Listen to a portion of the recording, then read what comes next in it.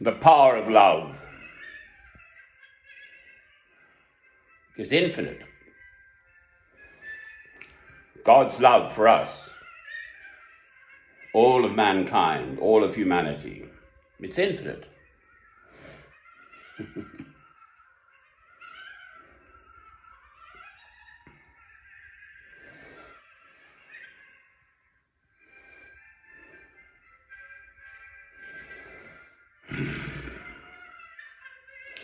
As one does, I found myself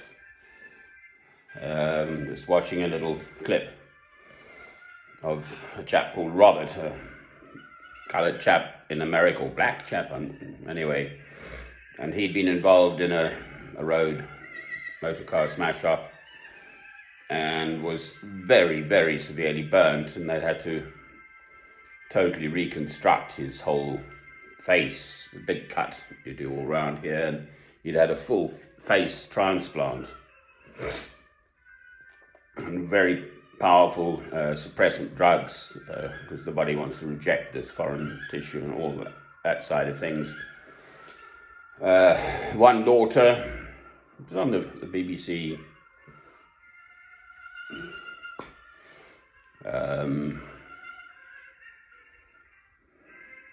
Robert, his name is Robert.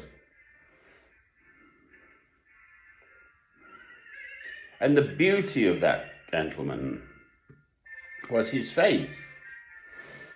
He was a fine, fit sort of fellow. And then, bang, transformed through this fire. But he completely not lost his faith. His faith, hope, love.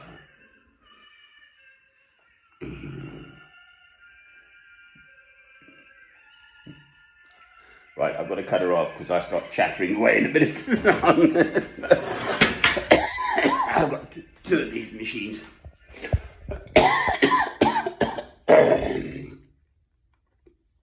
Right.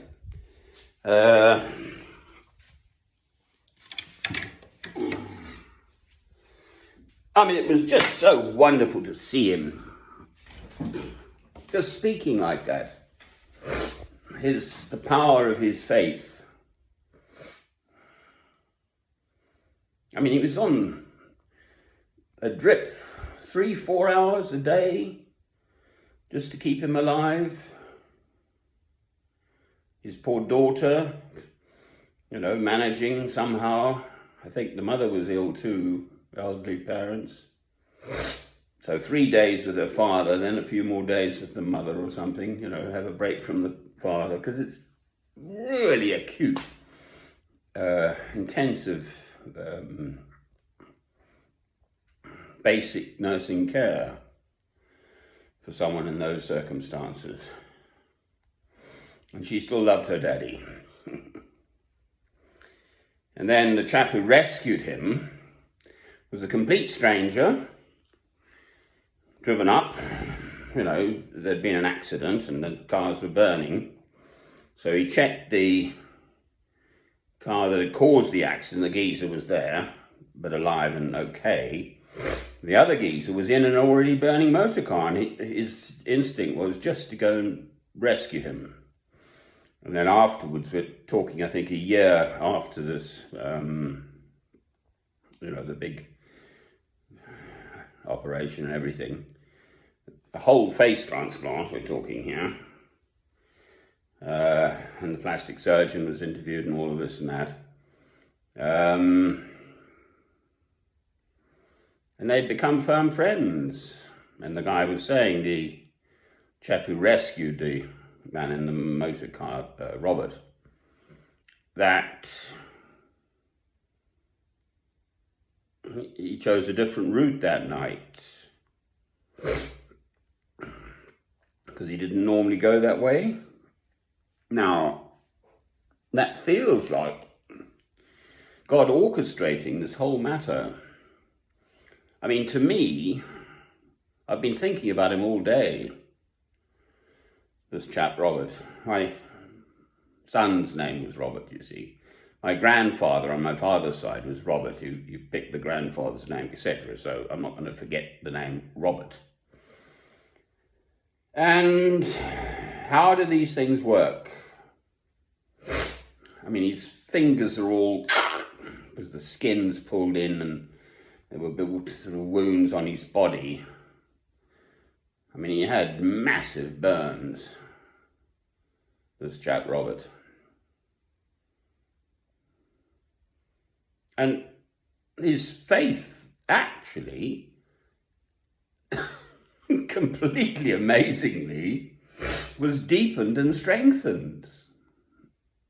Quite the reverse from sort of saying, "Oh God, why have you given me this affliction?" He was saying, "Thank you, Lord, for giving me this affliction, because it's drawn me closer to you." Truly. It was so inspirational just to see this chap. His poor old face, he couldn't eat or drink properly because his muscles, the mouth and all a bit of that. But his brain seemed to be fine. I mean, he spoke with slightly slurred speech, but what he was speaking about sounded perfectly compos mentis, so his brain box was still functioning. And he had to readjust to this whole new face, of course, and the nerve endings are all... The brain is a miraculous thing. It's reconnecting nerve ends and working it all out. It's absolutely miraculous what the human physiological body is capable of doing.